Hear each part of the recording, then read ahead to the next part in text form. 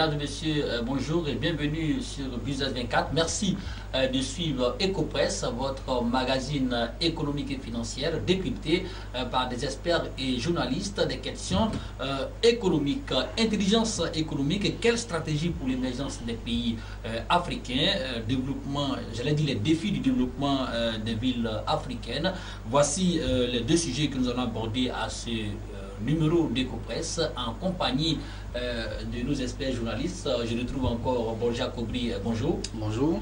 Vous êtes journaliste et rédacteur-chef de la Tribune de l'économie, un hebdomadaire ivoirien d'information économique et financière. Merci d'avoir répondu à notre invitation. C'est un plaisir pour nous. Nous retrouvons Youssouf Karus. Bonjour. Bonjour.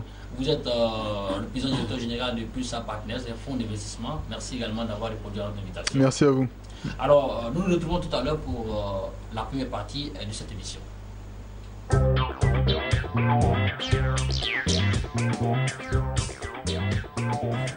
Alors, nous débutons la première partie de cette émission. Après la chute du mur de Berlin en 1990, le monde est sorti de la bipolarité idéologique et a épousé l'ère de la fluidité des échanges. Cette nouvelle donne du commerce international offre bien des opportunités. Les frontières sont de moins en moins tangibles, les marchés se sont agrandis et on assiste à la dématérialisation des échanges. Bref, les nations les plus avisés tirent l'économie mondiale et ceux qui ne suivront pas la tendance seront donc menacés. Alors, l'arme efficace pour faire face à cette guerre mondiale commerciale est bien évidemment l'intelligence économique. Youssouf Karus, une définition de l'intelligence économique? Oui, vous savez, c'est très difficile de définir de façon complète et parfaite l'intelligence économique. Votre introduction, j'aime beaucoup parce que vous décrivez une période de l'histoire de notre planète dans laquelle les paradigmes ont changé. Et aujourd'hui encore, nous sommes dans une période où les paradigmes sont à nouveau encore en train de changer complètement. Effectivement, après la chute du mur de Berlin, après la chute de l'URSS, en réalité, il s'est passé un certain nombre de choses. Il y a eu une grosse envolée du capitalisme, les échanges se sont effectivement libéralisés, etc. Et aujourd'hui encore, on est dans un paradigme qui est en train de changer. La bipolarisation, entre guillemets, entre l'Europe et les États-Unis sont remis en question par toute l'Asie, incluant la Chine et la Russie. Donc naturellement, on est encore je pense, dans le même état d'esprit qu'on ne l'était en 1990. Et ce qui est intéressant, pour revenir à votre question, pour définir l'intelligence économique, c'est de comprendre comment est-ce qu'on arrive en tant qu'acteur, que ce soit privé ou public, ou institutionnels, supranationaux, comment est-ce qu'on arrive à anticiper ce genre de bouleversement? Comment est-ce qu'on arrive à faire en sorte que nous, en tant que privés, ou l'ensemble des États en tant que publics, puissent tirer parti de la situation qui va prévaloir après ce bouleversement? Et c'est ça, en fait, l'intelligence économique, c'est de comprendre les environnements dans lesquels nous évoluons, autant sur le plan économique et stratégique. C'est pour ça que le terme intelligence économique est un petit porte parfois à confusion, parce que il n'y a pas que de l'économie là-dedans. Il y a effectivement de la dimension économique, mais il y a aussi et surtout la dimension stratégique et politique. Ce, c'est de savoir comment est-ce que, dans le nouveau paradigme qui est en train de se dessiner, quelle va être la place du continent africain, quelle va être la place de la Côte d'Ivoire, quelle va être la place du Cameroun, par exemple, et c'est de comprendre comment est-ce qu'on peut mettre en place des systèmes qui nous permettent, sur la base de l'information qu'on a aujourd'hui, donc c'est ça l'intelligence, la partie intelligence, comment est-ce qu'on peut arriver à mettre en place des systèmes qui vont nous permettre de profiter de la situation actuelle et à venir. Pour moi, ça, ce serait une définition relativement globale. Si vous cherchez une définition peut-être un peu scolaire, on vous dira que l'intelligence économique, c'est de l'information, c'est de la gestion, voilà, de l'information intelligente, etc. Exactement, exactement. Alors, Borja Kobri, il a donc donné une approche notionnelle, définitionnelle de l'intelligence économique en prenant un cas. Mais quels sont les pays précurseurs de ce paradigme? C'est vrai, on peut dire que, en fait, on peut pas, c'est difficile l'intelligence économique date de longtemps, en fait. Récolter l'information, la traiter et s'en servir pour une prise de décision. ça date pas de maintenant. Depuis, je peux dire l'époque romaine, peut-être bien avant, nos ancêtres ont utilisé ces moyens-là pour mener en fait leur politique, leur conquête, tout ça. Voilà. Donc, mais aujourd'hui, dans le monde où nous sommes, les économies occidentales sont bien en avance. Sont bien en avance parce qu'en fait, elles savent utiliser toute une panoplie d'instruments qui sont mis en place aujourd'hui. Aujourd'hui, il y a beaucoup de personnes qui critiquent ces institutions comme le FMI, la Banque mondiale, et puis même l'OMC, parce qu'on estime qu'aujourd'hui, ces institutions-là servent les intérêts des plus forts, des plus grands. Mais bon, je peux dire, à la limite, c'est de bonne guerre, parce que ces institutions ont été mises en place. On ne peut pas être le plus gros actionnaire ou bien gros actionnaire du FMI de la Banque mondiale et prendre des décisions qui vont nous desservir. Donc quand vous regardez, vous voyez aujourd'hui que ceux à qui servent, ceux qui sont les précurseurs ou bien qui sont peut-être en pointe au niveau de l'influence économique sont les nations occidentales qui l'utilisent bien. Mais en face, tout à l'heure, Caris le disait, il disait aujourd'hui que nous avons un changement de paradigme avec la montée en puissance des nations d'Asie qui ont commencé à prendre conscience de ce volet-là, ce volet de l'intelligence économique-là, des pays comme la Chine, mais également la Russie qui a dû se réveiller. Voilà. Donc aujourd'hui, en plus de l'action occidentale, on voit aujourd'hui apparaître de nouveaux acteurs dans comment je peux dire, à la pointe de l'utilisation de tout ce qui est instrument en matière d'intelligence économique. Alors moi, je reste avec vous. Hein, avant de parler peut-être de l'intelligence économique en Afrique, un pays comme les États-Unis d'Amérique, les États-Unis d'Amérique qui dominent le monde depuis 1872, hein, après avoir ravi cette place-là à la Grande-Bretagne, en Angleterre. Les États-Unis dominent le monde sur plusieurs facteurs, le facteur économique bien évidemment, le facteur militaire et aussi au niveau de la politique de façon générale. Alors, c'est l'intelligence économique qui a permis à ce pays-là de pouvoir jusqu'à aujourd'hui dominer le monde à travers tout ce qui est dit comme loi ou règle au niveau des finances par exemple. Bon, si on le dit comme ça risque d'être réducteur. Ça risque d'être réducteur, mais quoi qu'il en soit, il faut vous savez, l'intelligence économique est assez vaste en fait. Voilà, parce que dedans, comme Caris le disait, ça renferme beaucoup de choses. Beaucoup d'éléments, aussi bien politiques, aussi bien diplomatiques, aussi bien militaires, aussi bien que ce soit commerciaux, ça renferme beaucoup de choses. Il faut le dire, l'intelligence économique a fortement servi aux États-Unis. Voilà, en termes de prise de décision, en termes de positionnement. Mais peut-être le dire comme ça, il faut dire que toute la politique, une grande partie de la politique économique des États-Unis, que ce soit au niveau diplomatique, est dictée par cette capacité à collecter les informations, à les traiter, à pouvoir toujours anticiper sur l'avenir. En fait, c'est cette capacité de prospective là, en fait. Et aujourd'hui, quand vous regardez, les nations qui s'en sortent le mieux sont les nations qui savent anticiper sur l'avenir et se positionner. Voilà. Ok, Youssouf Karouis, les États-Unis. Oui, en fait, vous savez, moi j'ai un exemple que j'aime beaucoup. Pour revenir sur le cas des États-Unis, c'est l'exemple du pétrole.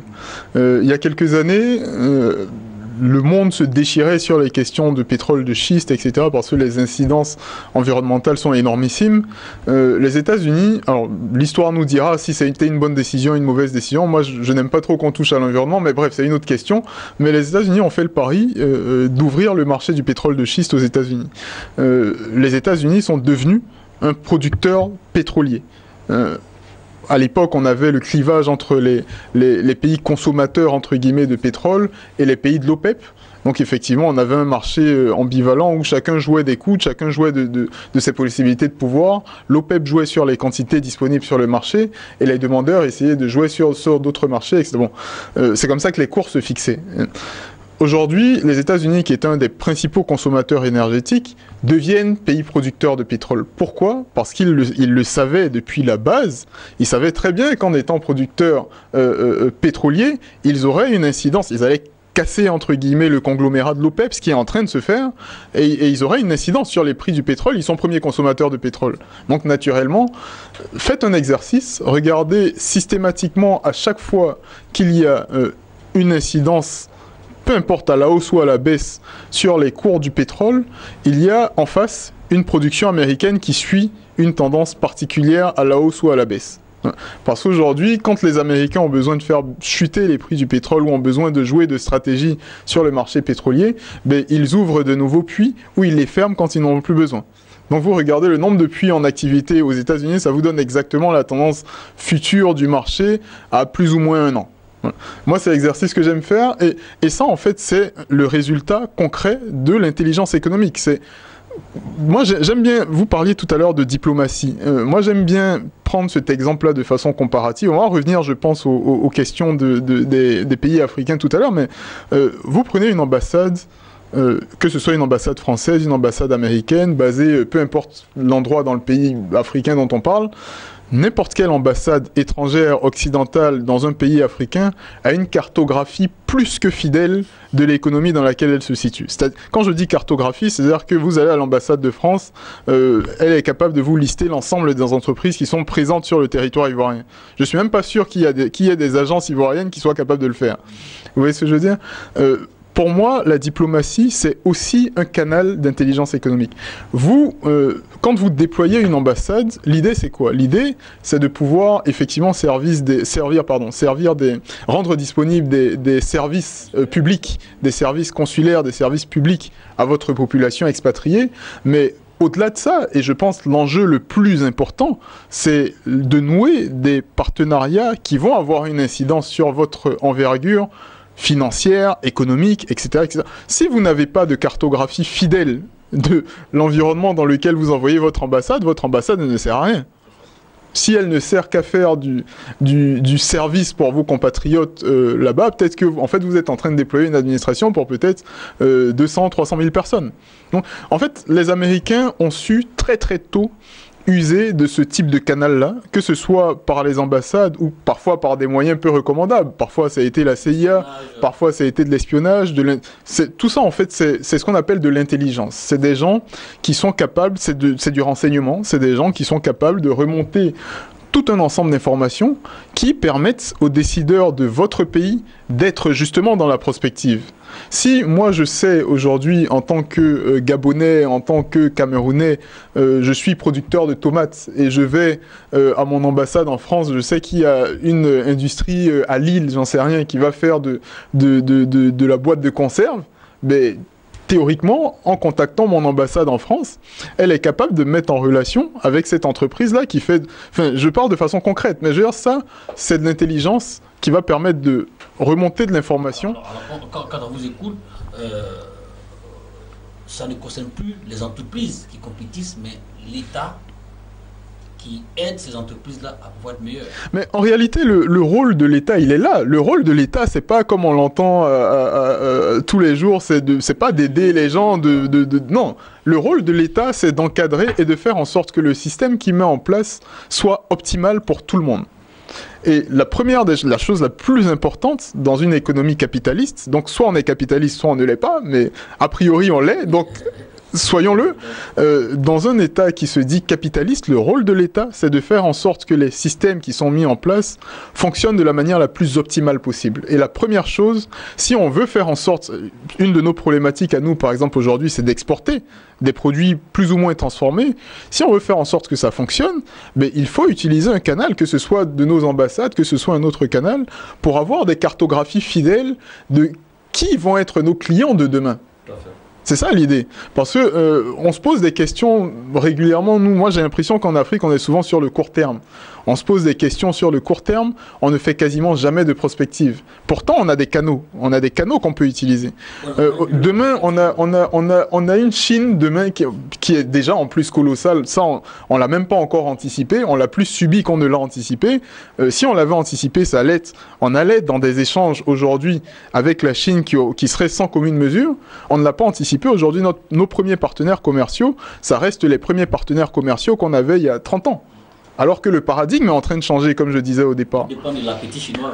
Voilà. Donc, en fait, si on avait un bon système, si on savait manier l'intelligence économique, en fait, notre portefeuille de clients, entre guillemets, sur nos exportations, allait suivre plus ou moins le paradigme qui est en train de changer dans notre environnement mondial.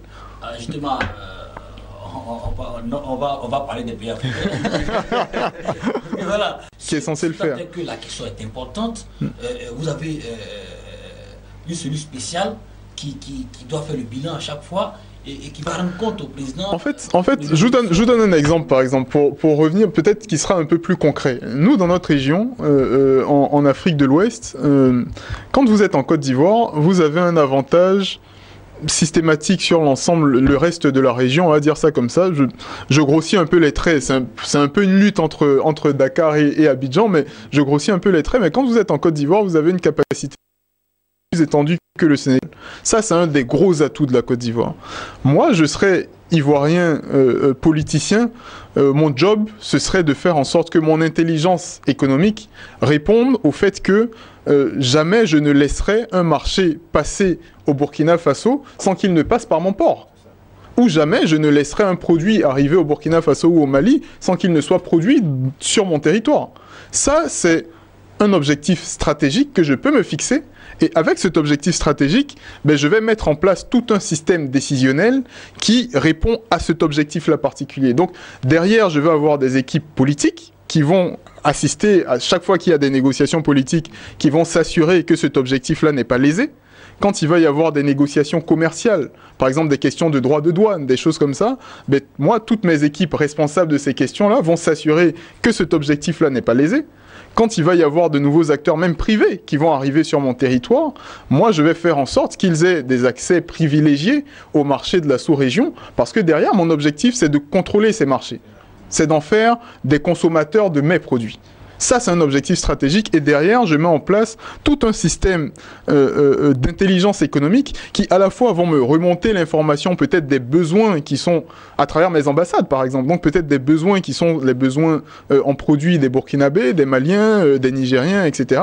Donc, ces informations elles vont me remonter. Et moi, derrière, je vais faire en sorte que les acteurs de mon économie répondent à ces besoins et soient favorisés sur ces marchés-là en termes de logistique, par exemple, en termes de droits de douane, etc., etc. Vous voyez ce que je veux dire? Donc là, c'est pas une seule cellule qui va s'en occuper. C'est peut-être, à la rigueur, c'est une cellule qui va fixer les objectifs et va faire une sorte de suivi, évaluation, etc. Mais l'ensemble, en fait, de mon dispositif politique, administratif va répondre au même objectif. Alors, on va avancer au niveau des besoins du continent concernant l'intelligence économique. Que dites-vous de ceux qui pensent qu'il faut de l'intelligence des risques et des menaces pour nos économies, par exemple pour la Côte d'Ivoire, comment anticiper pour ne pas que demain le cacao, qui est la première, qui est la matière première qui fait bouger l'économie ivoirienne, puisse avoir des difficultés. C'est difficile quand on est petit dans ce monde-là. C'est très difficile de pouvoir jouer des coudes et d'avoir de l'influence suffisante sur les marchés internationaux. C'est complètement difficile. Ce qui, par contre, est moins difficile, c'est d'anticiper les problèmes qu'on peut avoir. Effectivement, là, ça a trait aux capacités d'analyse, etc. Donc, vous n'aurez peut-être pas les moyens de renverser les situations, mais si vous savez ce qui va se passer avant que ça se passe, vous avez toujours un avantage. Parce que vous pouvez réagir. Alors nous, malheureusement, sur le continent, très généralement, on est en situation de réaction. C'est-à-dire qu'on subit les crises et derrière, on est obligé de réagir à la va-vite, on utilise des mécanismes plus ou moins court terme, on bricole en réalité. Par contre, si vous avez la capacité d'anticiper, vous pouvez prévoir les crises. Par exemple, moi ce que j'aime bien pour revenir à la question du cacao, c'est le fait qu'aujourd'hui, le système de vente à terme qu'on a, c'est un système il y a encore du travail, mais dans l'idée, conceptuellement, c'est un système qui est fait pour absorber les crises futures, parce que vous vendez un produit qui n'est pas encore sorti. Donc quand le prix sur le marché évolue, vous avez le temps de le voir. Vous avez le temps de le voir et de réagir. Donc pour l'instant, on est encore à court terme. Mais c'est un mécanisme qui, si il continue à évoluer, peut être extrêmement intéressant. Parce que quand vous êtes sur un marché de matières premières, vous êtes sûr d'avoir des cours qui sont cycliques. Tous les marchés de matières premières répondent à des cycles. La grosse difficulté, c'est de savoir est-ce que le cycle il va être court ou il va être long. Donc ça, c'est la grosse difficulté. Mais si vous arrivez à l'anticiper, les moments de période haute des cours, vous avez les moyens de vous préparer à la réaction. Donc à ce moment-là, vous allez mettre des mécanismes comme une caisse de stabilisation, comme c'est le cas pour le cacao. Seulement, vous arrivez à maîtriser les cycles. Donc si c'est des cycles longs, vous le faites sur un cycle long. Et à ce moment-là, au moment où la crise surgit, vous utilisez votre caisse de stabilisation.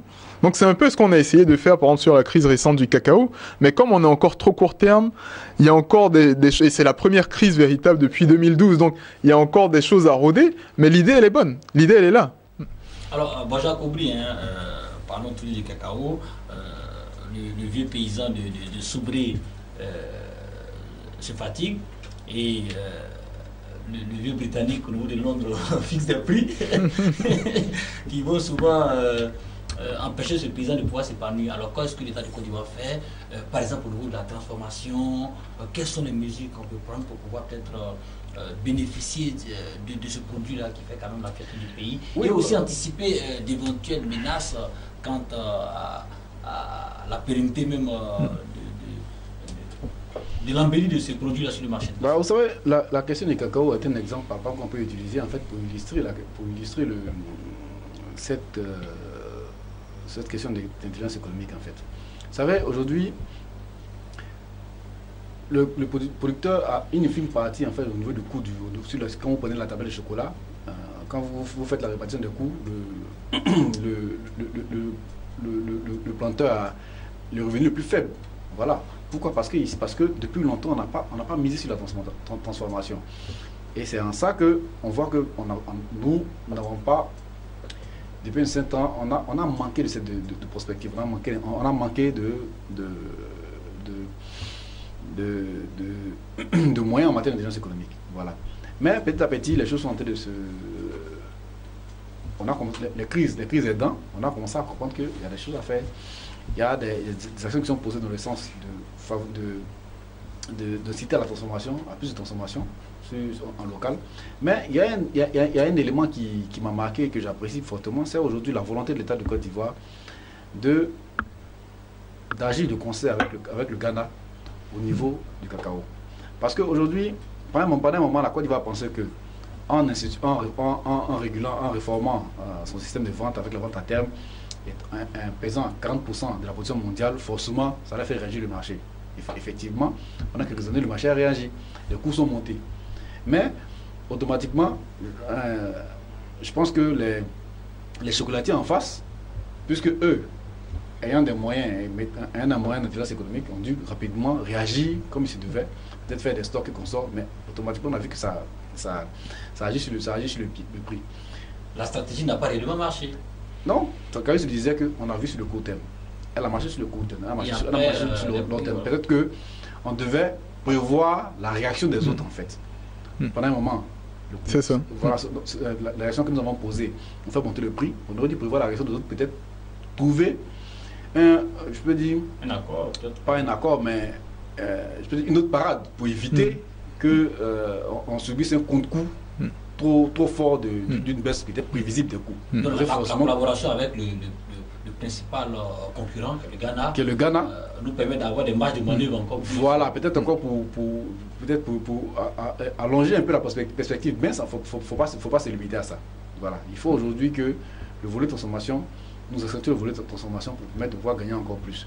Mais le fait que l'État de Côte d'Ivoire puisse renforcer sa coopération en matière de production agricole au niveau du cacao avec le Ghana, ça c'est une très bonne idée. Et je pense que c'est ce genre d'initiative-là qu'il faut généraliser au niveau de l'économie. Voilà. Et c'est ce genre d'initiative que les pays africains doivent généraliser. Nous devons pouvoir anticiper les crises, anticiper les dangers et proposer des pistes de solutions et agir dans ce sens pour que on ne subisse peut-être on a tenu le contre-coup, mais qu'on puisse tirer profit des opportunités qui se présentent à nous. Vous savez, un exemple encore plus palpable de notre problème de vision à court terme, moi j'aime bien cet exemple-là, c'est l'exemple de l'EVA.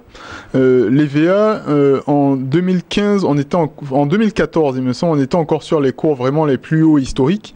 Début 2015, il me semble, la loi de finances qui est mise en œuvre dit, finalement, comme l'EVA, ça fonctionne très bien, on va taxer 5% du chiffre d'affaires hors taxe.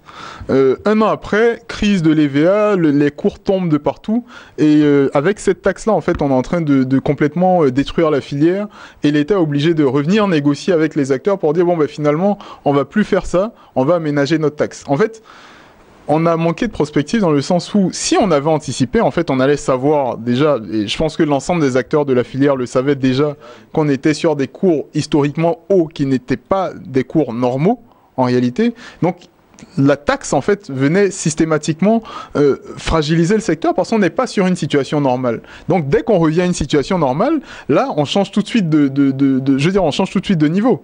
Donc, tout de suite, on vient fragiliser une filiale qui n'était pas du tout fragile, qui se portait très bien. On vient la fragiliser parce que juste un an après, on a bénéficié de peut-être 3 ans de cours très hauts. Juste un an après, on a une crise. Et donc derrière, on revoit notre dispositif en urgence, notre dispositif fiscal en urgence, pour pouvoir répondre à une crise qui, si ça se trouve, n'est même pas si longue que ça. Donc c'est la question des cycles. Cette crise-là, elle a duré plus longtemps que prévu. C'est vrai que le cycle a été long, mais on va repartir sur des cours qui vont peut-être être relativement hauts. Et là, effectivement, il ne faut pas qu'on refasse l'erreur d'aller retaxer une filiale qui est déjà sensible, en réalité. Donc c'est ça notre manque de prospective, en fait, notre manque de stratégie. Si vous avez un système d'intelligence économique qui fonctionne, qui est rationnel, on ne peut pas toujours anticiper une crise. C'est des choses qui sont tellement complexes qu'une fois sur deux, on se trompe en réalité. Mais par contre, il y a des tendances. Il y a des tendances et il y a des stratégies et il y a des objectifs bien particuliers à garder en tête. Que ce soit sur le plan économique ou sur le plan politique, ou même sur le plan stratégique pur et dur, c'est de dire, moi, voilà les marchés sur lesquels je veux travailler. Pour quelles raisons est-ce que je veux y travailler ? Pour cette raison-là, parce que je sais que mes consommateurs, ça va être cela. Et ça, il faut le prévoir 20 ans en avance. Et c'est ça la force des Américains, par exemple. Alors on n'a pas assez de temps pour parler, pour approfondir le sujet, mais très rapidement, au niveau de la formation, que faut-il faire pour que nous puissions aussi répondre demain au niveau du monde?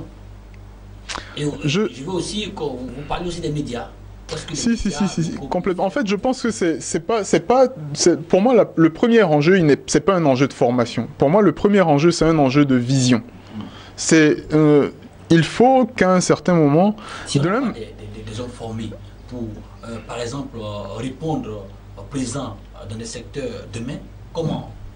Non, complètement. En fait, à l'échelle de l'entreprise, par exemple, disons à l'échelle du privé, effectivement, si vous faites de la prospective, comme nous en fait, nous en tant que fonds d'investissement, les financiers sont les meilleurs là-dedans. Parce qu'effectivement, les financiers, ils absorbent tout un tas de risques qu'ils doivent pouvoir mesurer, que ce soit à court ou à long terme. Donc nous, les financiers, on est très bons, on est très bien formés pour ce genre de questions-là. Les autres disciplines de l'économie, par exemple les industriels, par exemple, sont peut-être dans nos régions peut-être un peu moins bien formés sur ces questions-là. C'est des questions de stratégie. Par exemple, quand vous mettez, moi, en tant qu'industriel, si j'ai une stratégie commerciale à aller déployer, par exemple, moi j'aime dire aux industriels dans nos régions ici, je dis toujours, si vous voulez faire de l'industrie agroalimentaire ou peu importe, vous voulez livrer des produits au consommateur final ici, des produits industriels, pour moi, vous ne pouvez pas le faire à grande échelle en Afrique sans avoir des parts dans un retailer, dans une société de distribution. Pour moi, en Afrique, c'est pas possible. Si vous voulez faire de l'industrie à grande échelle, c'est obligatoire, il vous faut avoir le contrôle. Plus ou moins, il vous faut avoir une partie ou globalement le contrôle d'un distributeur de votre pays ou de votre région, sinon c'est pas possible. Tout simplement parce que ceux qui sont distributeurs dans nos régions sont à la fois distributeurs et industriels. Donc si vous venez compétir avec des produits qui viennent les concurrencer, ben, tout simplement ils vous mettront des barrières et ils en ont le droit. Donc ça c'est de la stratégie, si vous voulez. C'est de la stratégie, ça c'est de l'intelligence.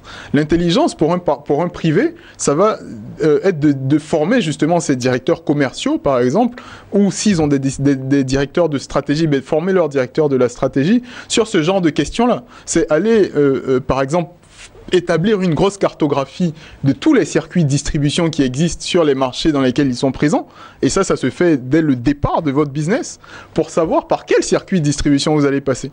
Mais si vous ne les connaissez pas, vous ne pouvez pas savoir, a priori. Par exemple, quand l'Inde décide depuis des années de former 75 000 ingénieurs en télécom... exactement, voilà, exactement. Ça, c'est un excellent exemple. Derrière, j'ai un objectif. Moi, je veux être le producteur de services technologiques du monde entier et je mets en branle tout mon système éducatif pour. Jacobi, un mot concernant l'information stratégique au niveau des médias, par exemple, l'influence. Oui, mais avant ça, moi, ce que je voulais dire, c'est que en matière d'intelligence économique, pour mettre en place un système, il faut d'abord que les pouvoirs publics, je peux dire les pouvoirs publics les plus, soient d'abord sensibiliser sur la question. Et ils fassent une prise de conscience. Parce que si les plus hautes autorités du pays ne voient pas le besoin d'avoir constamment l'information stratégique et la bonne information pour pouvoir avoir des prises de décision qui soient je peux dire, sensibles pour le pays, on va faire beaucoup de littérature autour, on va former des gens, mais ça n'aura pas d'impact. Et à partir de cela, il faut pouvoir maintenant mettre en place, sinon implémenter cela dans toute l'administration, dans tout le dispositif administratif du pays. Et ça, c'est très important. Voilà. Et c'est à partir de là maintenant que, je peux dire par effet de ruissellement, maintenant qu'on va arriver au niveau des acteurs. Voilà. À ce niveau-là, il est important qu'on puisse former véritablement les acteurs, tant publics que privés. Public, parce que il faut que, comme ça se passe dans les pays occidentaux, on ait toute une capacité de remonter d'informations qui soit vraiment efficace. Vous voyez, en Côte d'Ivoire, pour avoir des statistiques, c'est la croix et la bannière. Je vous dis, hein, pour avoir les plus simples statistiques, c'est la croix et la bannière. Est-ce que véritablement, dans ce genre de choses, dans de telles situations, c'est possible à un chef d'État de pouvoir prendre une décision qui puisse avoir un impact véritable sur la population, ou bien qui puisse... Non, c'est pas possible. Voilà. Donc, il y a tout un système à réformer. Et ça, pas, je parle de la Côte d'Ivoire, mais c'est un cas c'est le cas des pratiquement tous les pays africains. Il y a tout un système à réformer, il y a toute une vision à revoir. Qu'est-ce que nous voulons? Il faut que nous sachions dans quel environnement nous évoluons au niveau des relations internationales, pour savoir comment se positionner, pour savoir véritablement, en fonction de notre taille, quelles sont les voies et moyens à utiliser pour atteindre un objectif précis. Et ça demande que véritablement tout autour, toute l'administration, tous les exécutifs soient paramétrés pour atteindre cet objectif-là. Voilà. Youssouf Kari, c'est un sujet vaste, hein. On n'a vraiment pas eu le temps de pouvoir échanger là-dessus. On retient que l'intelligence économique est vraiment importante pour les pays africains. Il faut que déjà au niveau des États africains, des bureaux de prospective, les gouvernants aient la volonté de pouvoir mettre en place ces systèmes pour permettre à nos États de pouvoir aussi répondre présent face à ce paradigme qui est aussi important pour notre évolution. Surtout quand on parle aujourd'hui de l'Afrique comme frontière du développement, c'est vraiment nécessaire pour l'Afrique. Alors on se retrouve tout à l'heure pour la deuxième partie de l'émission. Nous parlerons des défis du développement urbain et des villes africaines.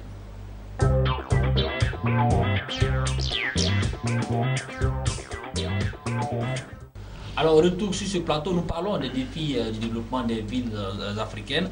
Selon un nouveau rapport de la Banque mondiale, la population urbaine en Afrique s'élève actuellement à 472 millions d'habitants, mais elle va doubler au cours des 25 prochaines années pour atteindre en 2040 1 milliard d'habitants. Et dès 2025 déjà, les villes africaines vont abriter 187 millions d'habitants supplémentaires, soit l'équivalent de la population nigériane. Alors, Boja Kobri, il y a urgence concernant l'organisation de nos villes, des villes africaines. Oui, c'est le défi, comme vous l'avez dit. La population africaine devient de plus en plus une population urbaine. Voilà. Et aujourd'hui, nos villes doivent relever des grands défis. Et c'est ce qui va demander beaucoup d'efforts et beaucoup de volonté en matière politique, mais surtout beaucoup d'investissement. Voilà. Les villes, pour moi, c'est le principal relais de développement. Soyons honnêtes avec les gens. Je pense que les politiciens, malheureusement, ne le sont pas suffisamment. Les États centraux n'ont pas les moyens d'investir dans le développement de nos pays sans passer par les collectivités territoriales. Et ça, il faut que ce soit dit. Les villes, c'est le principal relais de développement. Et malheureusement, vous savez, dans les zones urbaines, on est systématiquement sur un taux de croissance naturelle de la population qui est autour de 3-4%. 3-4% de personnes supplémentaires à gérer chaque année. Donc la plupart des grandes villes en fait subissent leur développement urbain, subissent l'augmentation de la population et ont de moins en moins les moyens justement d'assurer le minimum de services publics. pour des questions, je pense, à la fois réglementaires et économiques et financières. Bon, on y reviendra, mais pour moi, la véritable stratégie de développement sur ce continent ne peut pas se faire sans les collectivités territoriales. Alors, on reste avec vous, les besoins, on les connaît, l'Afrique a besoin de villes moins chères, mieux desservies et plus viables. Écoutez, il y a énormément d'enjeux. Il y a l'enjeu de la salubrité. Quand vous avez des villes qui grossissent très rapidement, c'est extrêmement compliqué pour les pouvoirs publics de gérer les questions de salubrité, parce qu'effectivement, les nouvelles zones urbaines qu'on aménage justement en urgence pour accueillir ces nouvelles populations, la plupart du temps ont des déficits, des déficits infrastructurels sur les questions sanitaires, les raccordements de canalisation, les aménagements, etc., etc. Donc on subit en fait en réalité. Mais au-delà de ça, il y a des questions de services publics les plus basiques, c'est-à-dire ne serait-ce que les services administratifs de base tels que enregistrer un acte de naissance, aller retirer... Non, mais même ça, c'est des questions qui deviennent compliquées pour les mairies, par exemple, à gérer sur les grandes zones urbaines du continent. Et effectivement, tout ce tas de services publics à gérer, que ce soit l'énergie, que ce soit l'eau, l'électricité, donc les services sanitaires, pardon, je sais pas, le ramassage des ordures, tout ça, ce sont des questions qui sont essentiellement des questions de développement, qui financièrement en plus ne sont pas forcément rentables. Donc c'est organisé derrière des systèmes financiers nationaux qui permettent d'investir dans ce genre d'infrastructures et dans ce genre de services. Le gros défi pour les collectivités territoriales, il est là, et là où c'est compliqué, encore plus compliqué pour les collectivités territoriales, c'est qu'elles sont dans des systèmes qui sont tellement centralisés qu'elles sont complètement absorbées par les administrations centrales. Si vous avez aujourd'hui des villes qui ne sont pas des capitales politiques de certains pays africains, ce sont des villes qui ont énormément de problèmes à se développer parce que l'administration centrale garde les boulons verrouillés sur tout le système décisionnel de ces administrations-là. Il est souvent difficile d'avoir des villes secondaires comme... Complètement. Alors Borja Kobri, pour que l'essor de nos villes rime avec croissance économique, il faut que nos villes soient ouvertes au monde, bien évidemment, du point de vue de l'urbanisation et autres. Oui, c'est important, mais avant ça, il faut qu'on puisse véritablement en Afrique passer maintenant à une véritable politique de décentralisation. Il faut vraiment qu'on la mette en œuvre. Ça c'est très important. Il faut qu'on permette aux collectivités de pouvoir avoir beaucoup plus de pouvoir réglementaire, beaucoup plus de pouvoir financier pour gérer elles-mêmes certaines situations. Vous savez, ce sont ces collectivités-là qui sont les plus proches des populations. Lorsque c'est un pouvoir, comme on a en Afrique ici, où on aime toujours, les pouvoirs politiques aiment avoir tous les leviers du centraliser tout, en sorte que, pour finir, on arrive à rien gérer. On essaie qu'on travaille, on fait beaucoup d'efforts, on fait des investissements dans l'infrastructure, on fait des investissements ici, on donne des chiffres qui donnent du tournis, mais à la fin, la population se plaint. Tout simplement parce qu'en fait, c'est pas possible que de son fauteuil de chef d'État ou bien de ministre, qu'on puisse atteindre une population qui soit au fin fond de la Côte d'Ivoire, au fin fond de n'importe quel pays d'Afrique. Pourquoi? Parce que il faut un certain système d'organisation qui permette à ce qu'il y ait ce système d'escalier là. Et les collectivités, sont ce relais là, comme je disais, ce relais de croissance, ce relais de développement là. Ce n'est pas possible qu'on puisse le faire sans les collectivités. Mais il faut qu'on puisse leur donner l'autonomie. Leur donner l'autonomie, une véritable autonomie, que ce soit administrative, réglementaire, mais également financière. Et là, à ce niveau-là, il faut qu'on réfléchisse à de nouvelles formes, à de nouveaux moyens de mieux financer les collectivités pour pouvoir répondre à ces besoins-là. Alors, on constate qu'un véritable problème de logement se pose au niveau des villes africaines. Par exemple, à Abidjan, les chiffres de la Banque mondiale nous disent, une étude de la Banque mondiale nous dit que 50% des habitants vivent à 3 au moins dans une pièce. Ce qui est quand même grave. Oui, c'est grave, mais ce n'est pas Abidjan seulement. Par exemple, quand vous sortez d'Abidjan, vous allez à l'intérieur du pays, en province, vous voyez que véritablement, là-bas, comme si le développement s'est arrêté. Voilà, on a des villes qui donnent l'impression qu'on est encore en 1980, ou même pour certaines, en 1970. Voilà, ça n'a pas véritablement évolué. Et c'est en ça qu'on parlait de défis financiers, en fait. Parce qu'aujourd'hui, le cadre de vie, la salubrité, les infrastructures les villes sont le relais, en fait, du développement d'un pays. Au-delà des zones industrielles qu'on sort, mais le cadre de vie dans lequel les gens vivent vivent est très important. C'est également aussi relais de croissance. Alors moi on va en même temps l'aborder. Vous dites que l'État de Côte d'Ivoire, sinon les États africains comme l'État de Côte d'Ivoire doit passer son pouvoir aux collectivités territoriales, les moyens doivent suivre, ou comment ces collectivités-là doivent faire pour pouvoir, n'est-ce pas, prendre des politiques, adopter des politiques pour développer nos villes? D'abord, il faut d'abord que nous, on ait des élus qui soient d'abord consciencieux. Ça, c'est la première des choses. La deuxième des choses, il faut qu'au niveau du pouvoir étatique, on puisse céder certaines responsabilités aux collectivités, parce que c'est ça leur responsabilité, c'est ça leur fonction en fait, parce qu'elles sont beaucoup plus proches des populations. Et étant plus proches des populations, elles sont au fait des réalités que vivent ces populations et peuvent apporter des solutions qui sont plus adaptées, plus idoines. Par exemple, les questions foncières. Voilà, les questions foncières. Voilà, vous savez, ça c'est pas seulement en Côte d'Ivoire, mais dans beaucoup de pays d'Afrique, il y a aujourd'hui beaucoup de difficultés au niveau foncier, que ce soit même en zone urbaine qu'en zone rurale. Voilà. Mais avec des collectivités qui aient beaucoup plus de pouvoir, ce sont des questions qu'on pourra gérer plus facilement. C'est le premier volet. Maintenant, au niveau fiscal, il faut que nous puissions parvenir à un système de partage. Il faut que vraiment les impôts qui sont collectés dans cette collectivité puissent servir à développer ces collectivités-là, mais pas seulement remonter au niveau du pouvoir central pour qu'on fasse une redistribution qui soit peut-être pas pas équitable, voilà, peut-être qui reflète plus peut-être des alliances politiques, bien je suis plus ami à telle personne, je lui donne beaucoup plus ce qu'on soit, mais qui ne reflète pas véritablement la réalité. Voilà. Il faut qu'on parvienne à ça. Et il faut permettre aussi aujourd'hui aux collectivités, en leur donnant comme on parlait du volet réglementaire, une certaine personnalité juridique qui leur permette de pouvoir aller emprunter sur des marchés ou bien lever des financements auprès des secteurs acteurs. Il faut aujourd'hui qu'elles arrivent à ce niveau d'autonomie-là, pouvoir répondre aux besoins de la population. Je pense que, par exemple, en termes de logement, si nous arrivons à avoir des collectivités qui sont beaucoup plus autonomes, qui ont des moyens, à qui on donne des moyens de pouvoir lever des financements auprès de certains acteurs, il sera possible dans une partie de pouvoir régler ces questions. Vous savez, en fait, sur ces questions-là, moi je trouve qu'on a pris les choses dans un mauvais sens. On a des textes qui sont extrêmement complexes, qui en plus balisent d'ailleurs toutes ces questions que vous avez levées, la question de l'autonomisation des collectivités territoriales, par exemple, sont des questions qui réglementairement sont déjà actées depuis parfois de nombreuses années. C'est-à-dire que dans les textes, une collectivité territoriale, un district, une ville, une commune, a une personnalité juridique qui lui est propre, qui n'est pas celle de l'État.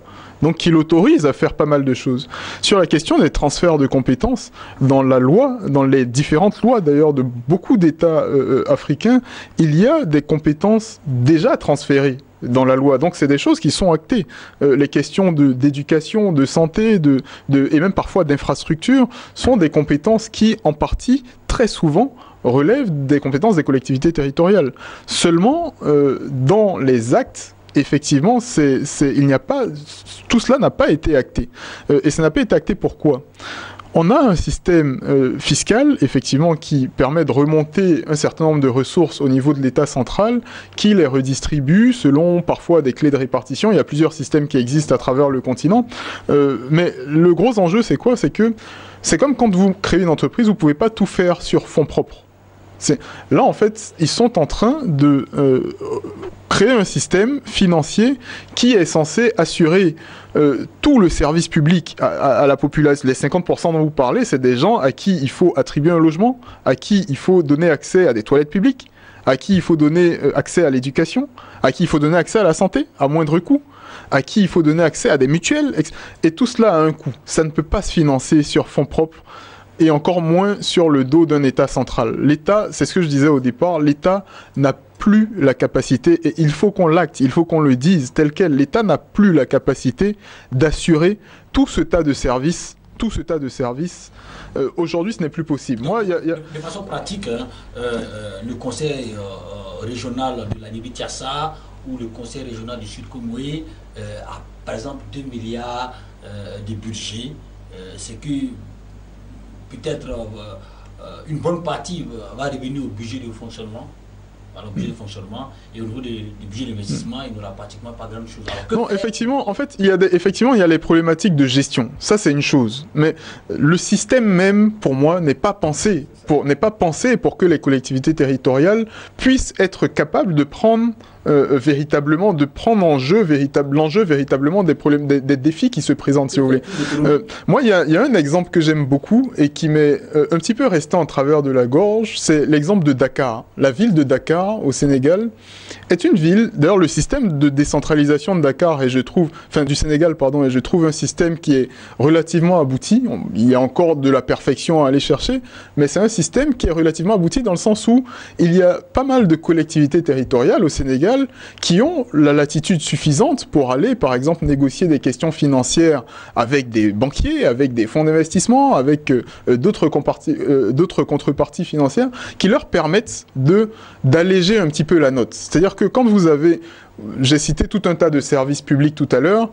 Si dans ces services publics, il y a une partie que vous pouvez essayer de rendre rentable, par exemple la ville de Dakar, de Môle, un gros marché, c'est un des plus gros d'Afrique de l'Ouest d'ailleurs, qui leur coûtait à peu près 20 milliards à financer.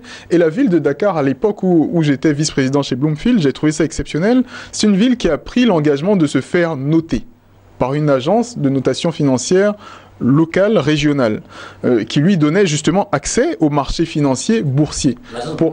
L'agence Bloomfield, effectivement, pour justement aller lever ces 20 milliards dont elle avait besoin pour financer un projet de marché qui en soi est un projet rentable en réalité, qui non seulement allait alléger la note, donc n'allait pas ponctionner les fonds propres de la ville de Dakar pour financer ce projet-là. Deuxième chose, qui allait être rentable pour la ville de Dakar. Donc la ville de Dakar allait faire de l'argent là-dessus. Et cet argent... Malheureusement, et je peux vous dire, tous les acteurs du marché étaient dans les starting blocks de ce projet parce que c'était un project bond qui allait être lancé sur le marché boursier. Et il y a eu la veille, je plaisante pas, c'est la veille de cette émission boursière.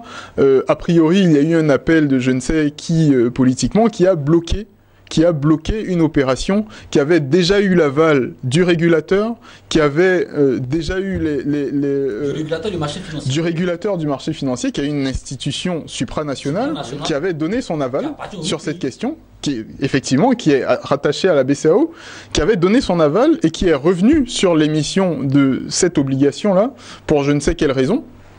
Et qui l'a bloqué. Moi, j'ai trouvé ça dommage. J'ai trouvé ça dommage parce que derrière, pour moi, ça allait être un fabuleux exemple. Et je peux vous dire que toute l'Afrique, tout le continent regardait cette obligation. Ça allait être une des premières obligations hors Afrique du Sud, émission publique de collectivités territoriales qui allait financer un projet public. Ça allait être la première. Et ça ne s'est pas fait, malheureusement. Mais c'est dire... Tache d'huile.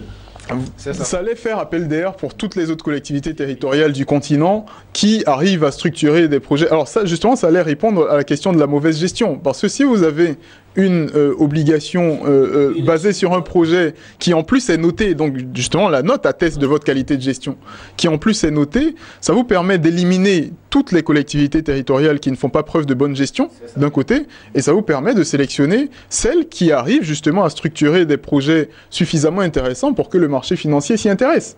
Et il y en a beaucoup. Écoutez, c'est un cas vraiment... Ça, ce sont des solutions concrètes. C'est-à-dire que vous n'avez pas d'investissement à faire. Les réglementations, il n'y a aucun obstacle juridique à ce que ça se fasse. Il y a juste à aller structurer des projets suffisamment aboutis et les présenter sur un marché financier avec une note de Bloomfield ou autre, peu importe. On comprend que des querelles intestines politiques peuvent bloquer les affaires, peuvent bloquer l'évolution d'une collectivité territoriale. Tout à l'heure, c'est l'élément que j'avais souligné quand je disais que en matière de taxes, beaucoup de taxes étaient collectées, remontées au niveau de l'État central et puis étaient réparties sur une clé qui était beaucoup plus politique même que réaliste ou objective en fait. Et c'est un peu le cas un peu partout. Hein. C'est un peu partout. Parce que moi, il y a quelque chose que je trouve scandaleux. Parce qu'on ne peut pas être dans des États régulés, des États structurés, et ne pas avoir une répartition des compétences entre l'État central et les collectivités. C'est pas, dans un État qui se veut sérieux, se veut bien organisé, c'est pas conseillé en fait. Pourquoi? Parce que comme on a dit, on ne peut pas tout faire. Un ministre ne peut pas se retrouver partout. Vous voyez, ça, c'est la preuve d'un État qui manque d'organisation qu'un ministre de la Salubrité se retrouve à Nanya-Bourgois, je parle de la Côte d'Ivoire, en train de faire une opération de salubrité. Pourtant, il y a une mairie là-bas. Pourtant, il y a un district. C'est extraordinaire. Et ça montre à quel niveau l'État central descend. Mais la ministre en question avait sensibilisé les collectivités territoriales à la cause. Sensibiliser, mais est-ce que véritablement le transfert de compétences a été effectué? Est-ce que les moyens ont été dégagés? C'est ça. Voilà. Parce que si la ministre peut aller faire, c'est qu'il y a des moyens. Les moyens pour transférer à la collectivité. Mais en fait, tout est une question d'organisation et de cadre légal et réglementaire. Si certains maires ne sont pas à la hauteur, ou bien, tout à l'heure il parlait de notation, il y a tout un esprit qu'on peut mettre en place pour faire travailler les maires. Voilà. Et ne serait-ce que peut-être que à des échéances périodiques, les pousser à venir peut-être rendre compte auprès des je ne vais pas dire du conseil, mais auprès des populations qui les ont élus, rendre compte de la gestion, tout ça. Et c'est une gestion qui peut être contrôlée. L'État est là pour ça. Non, encore une fois, en fait, ça, c'est des choses en plus qui sont prévues par les textes. C'est-à-dire que dans les textes de la décentralisation, toutes les mairies, par exemple, ont un conseil communal dans lequel siègent des membres du conseil, et ces conseils communaux sont ouverts au public. C'est-à-dire que vous pouvez aller dans votre commune, vous présenter le jour où il y a une réunion du conseil communal et y assister. Et dans ces conseils communaux, en théorie, les conseillers sont censés poser les problématiques qui se posent sur le terrain au maire, y répondre, etc. Et en théorie, c'est ce qui se fait. Et je pense que même en pratique, c'est à peu près ce qui se fait. Seulement, il y a encore une sorte d'opacité dans le fonctionnement même de ces entités. Et effectivement, c'est ce qui... Moi, je comprends un peu aussi les initiatives de certains ministres pour aller essayer peut-être de pousser et de montrer l'exemple, parce que derrière, vous avez affaire... Et c'est là la limite du système, c'est que à la fois, vous avez affaire à une collectivité qui est autonome. D'ailleurs, le maire, c'est pas vous qui l'avez placé, c'est les gens qui l'ont élu. Vous voyez ce que je veux dire? Donc, même s'il fait pas son travail, c'est aux gens de l'enlever. C'est pas au ministre. Vous voyez ce que je veux dire? Donc, pour moi, l'idée, c'est de mettre en place un système dans lequel on est capable de mettre la pression aux collectivités territoriales, mais tout en leur laissant la latitude de pouvoir fonctionner. Parce qu'aujourd'hui, le système est tel que les collectivités n'ont pas la latitude de fonctionner. Donc, même si un maire est mis en porte-à-faux, il pourra toujours dire à l'État central, oui, mais attendez, vous m'avez donné ça et ça et ça comme compétence, vous m'avez dit que les moyens allaient suivre, parce que la loi le dit, la loi dit que les moyens vont aussi suivre sur ces compétences, mais les moyens ne suivent pas. Alors, je pense que le temps consacré à cette deuxième partie est entamé. Alors donc merci à mes deux invités d'avoir échangé avec nous. Je rappelle qu'aujourd'hui nous avons parlé d'intelligence économique. Quelle stratégie pour l'émergence des pays africains? Et au niveau du second thème, nous avons donc évoqué la question du défi des défis du développement des villes africaines, et on est tous d'accord ici qu'il faut céder le pouvoir aux collectivités territoriales pour mieux être efficace et mieux les contrôler. Et mieux les contrôler aussi. Alors, donc merci. Nous étions avec Youssouf Karus, il est président directeur général de Plusa Partners, un fonds d'investissement, il est économiste. Merci. Merci à vous. C'est un plaisir, toujours. J'espère vous les voir pour d'autres émissions. Bien sûr, sans problème. Nous étions aussi avec Borgia Kobri, il est le rédacteur chef de la Tribune de l'économie, un hebdomadaire d'information économique et financière. Merci également d'avoir été avec nous. Merci à tous pour moi.